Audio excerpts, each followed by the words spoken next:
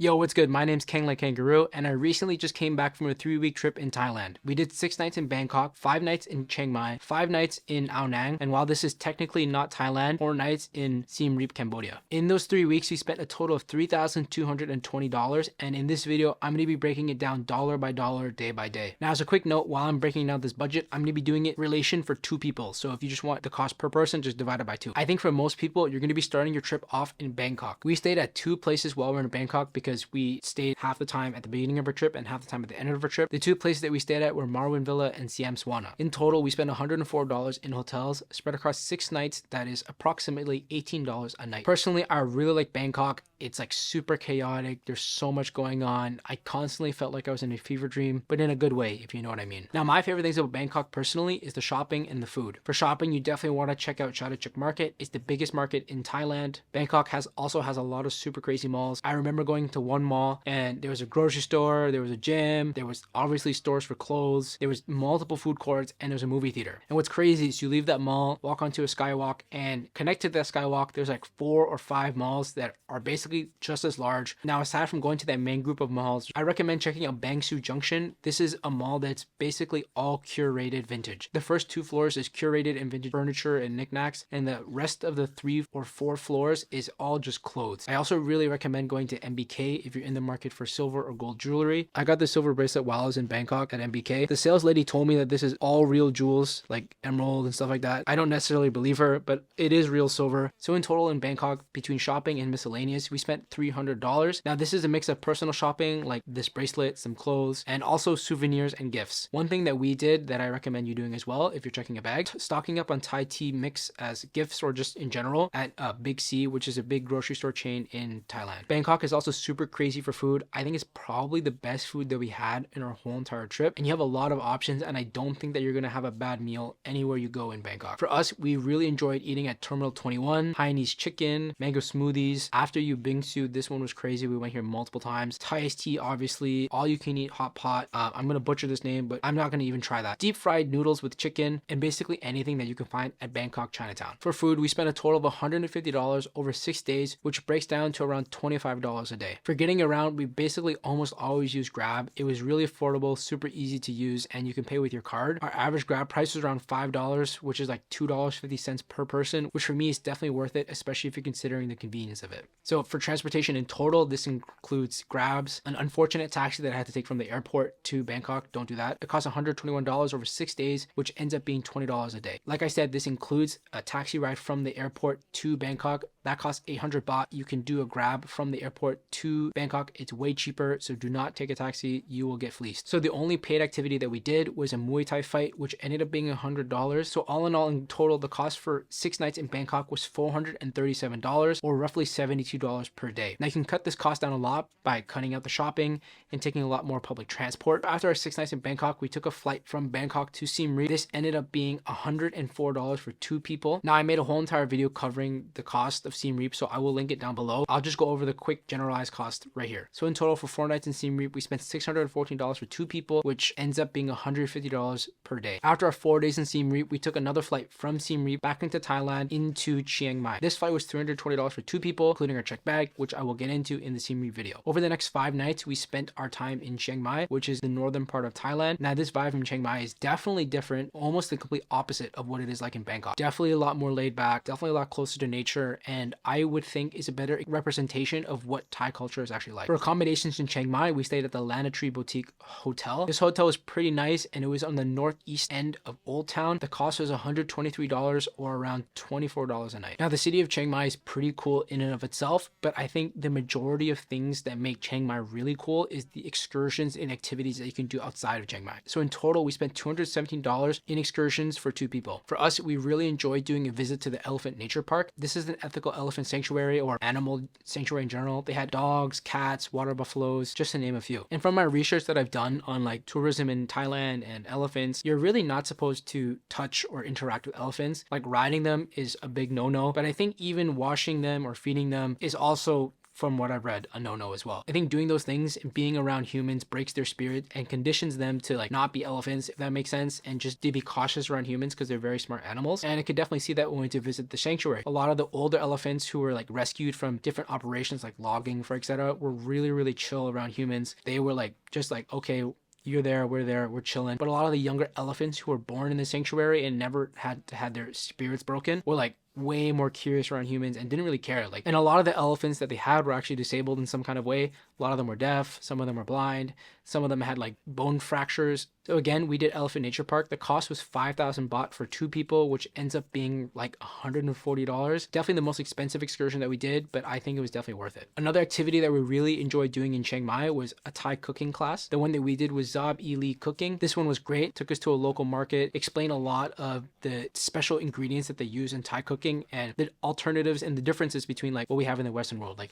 there's different limes, for example, different types of garlic. After the market, they're taking us back to the kitchen where we're chefing it up. There we cooked a 5-course meal, and then afterwards they give you a whole entire cookbook that you can take home and like recreate the meals at home. Fun story about that whole entire experience. While we're getting driven home from the cooking class, the tour guide hit a stoplight, a standing stoplight, knocked it over, the car got stuck, we all had to leave, walk home. But yeah, which looking back is a pretty funny story to tell. Getting a mini spa day or even a full spa day is relatively cheap in Chiang Mai as well. I think the price actually kind of normalized across Thailand from what I've seen, but we paid around $20 for the 2 of us. I did a massage and then my girlfriend got her nails done. There's a lot of other day trips that you can do from Chiang Mai as well, like Doi Suthep, Doi Ithanon. You can do zip lining, go to Chiang Rai. Inside Chiang Mai Old Town, there's a lot of temples that you can see as well. We saw 1 or 2 and then we're kind of like, honestly, like I think we've seen enough temples. I think Siem Reap really burnt us out. So if you're going to go to Siem Reap, keep that in mind that you'll probably get burnt out from temples. If I'm being honest, I think our activities cost in Chiang Mai was relatively low. I think you can do a lot more while you're in Chiang Mai. Like I said, we were kind of tired from Siem Reap, so we kind of took it easy. So I actually expect this price to be a lot higher for other people who are going to Chiang Mai and actually want to do more activities. Chiang Mai also had a ton of crazy food and is also the cheapest food that we got while we were in Thailand. While you're in Chiang Mai, you definitely have to try khao soi. It's like a northern Thailand specialty dish. To get khao soi, we went to Khao Soi Mae Sai. We also got Neng earthen jar roast pork. That one was really good, also a mouthful to say. Another restaurant that we got was Jok Sampet. That's congee. It was very good. But to be honest, the best food that we had in Chiang Mai came from the night markets. Now, Chiang Mai has a bunch of different night markets that you can go to, but the most popular one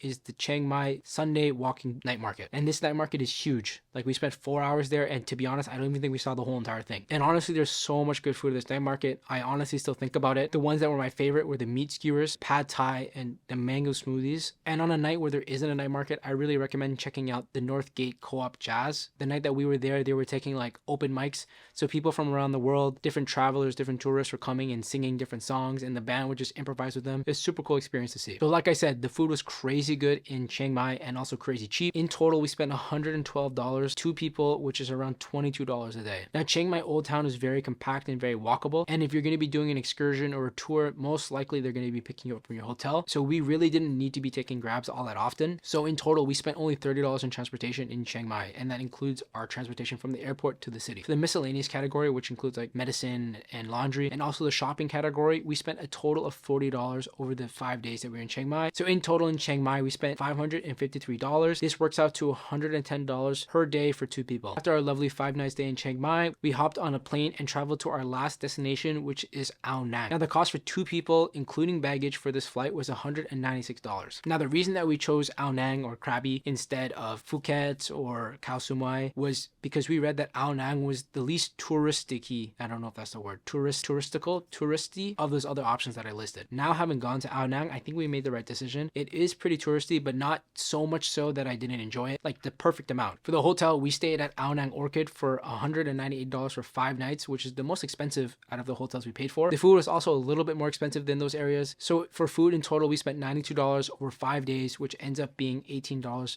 per day. Now this included our most expensive meal in Thailand, which was close to 1,000 baht, which ends up being $25. Now the reason that was so expensive is because we got seafood, we got fresh crab, which I definitely think was worth it. It's like when in Rome type stuff, but with seafood. And we got this meal at Family Thai Food and Seafood Restaurant. Definitely recommend checking out. It's probably the best meal that we had while we were in Ao Nang. Ao Nang is where we started abusing 7-Eleven. I'm a Toasties demon now. I had that like every single day, mostly because we were doing a lot of excursions and they picked us up early in the morning. We didn't really have time to go out and get breakfast, so we would just default to getting like toasties from 7-Eleven. We also got food at the Ao Nang Landmark Night Market. The food here was pretty good in comparison to the rest of Ao Nang, but not really anything when you compare it to the rest of Thailand. Here's where I mentally broke from basically only having Thai food for the past 2 weeks, and the Mississauga came out in me, and I had the most mid shawarma I've had in my whole entire life. I think Ao Nang is a great starting point if you're trying to do a lot of activities. It's close to Railay Beach, close to Phi Phi Beach, and close to other activities like snorkeling or scuba diving. We did a Phi Phi Island tour, which is $80 for 2 people. We booked this through Get Your Guide, I'm pretty sure, and it was a pretty good experience. The tour included lunch. They took us to Phi Phi Island, took us to Maya Bay, and I saw Nemo and Dorothy and all those other fish from Finding Nemo a couple times while snorkeling.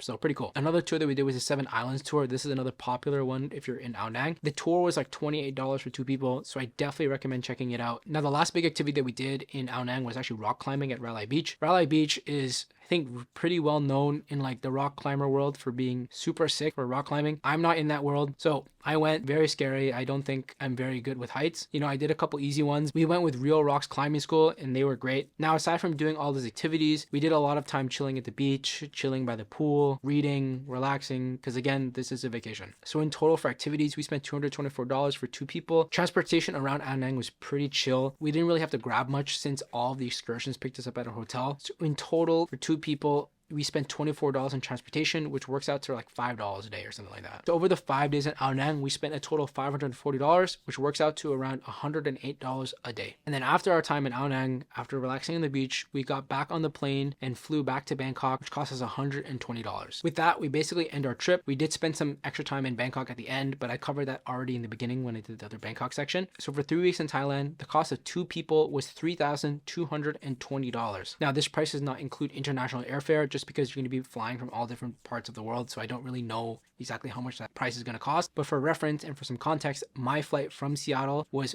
$1,300 per person. So excluding the price of international airfare, the price is $3,220 over 20 days, which works out to around $160 for 2 people per day. $184 of that is spent on transportation, which is around $9 a day. $851 of that was spent on activities, which is around $43 a day. $805 of that is spent on internal flights, and this includes e-visas for Cambodia and also the checked baggage. $650 of that was spent on hotels, averaging $33 a night. $360 of that is spent on souvenirs, shopping, and miscellaneous purchases. And the final $441 was spent on food, averaging to around $22 per day. And if you're wondering how I was able to get so granular with all these costs, it's because I'm a nerd and I recorded every single transaction that we had in Thailand. Well, almost every single transaction. I probably missed a couple. Now, I'll find a way to include all the costs in the description. I'll either have it as a Google Doc or something like that. I'll figure it out. Now, the question is, what do I think about this cost? What would I do differently? And how am I feeling after this trip? Looking back, we didn't really stress out about the things that we were actually there in Thailand for. So for example, like the elephants, we knew we wanted to see the elephants. We didn't care how much it cost. We wanted to get the best one. And also the street food. We knew that we were going to go to Thailand and we wanted to basically street food crawl every single day. So whatever street food we got, didn't matter the price, we would just get it. On top of that, we maximized our convenience.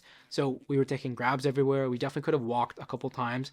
Definitely could have taken the train or public transit or something like that. But again, we were there and we kind of optimized for our convenience. But the other things like the hotel, we were okay with staying at like 3-star hotel, which is also still very nice. Now, I definitely like the way that we did our trip. We could have for sure seen more places, done more activities, but I think that it would come at a cost of, being way more tired. Like, sure, we could have taken an overnight bus, or we could have fit another 2 places or 3 places in our itinerary. But honestly, like, I'm there to visit Thailand, not to be on a plane. So I think spacing it out, doing 4 or 5 days in each place will give you a good mix of relaxation, also being able to explore each city that you're in. We also went during a shoulder season, so it was a bit rainy still, and we did get rained on in each city that we went to, but it didn't upset us because we were there for like 4 or 5 days each time. So the rain gave us an excuse to actually just sit back, relax, chill, cafe hop, rather than being upset that our whole entire schedule's messed up because we missed an excursion because it was raining.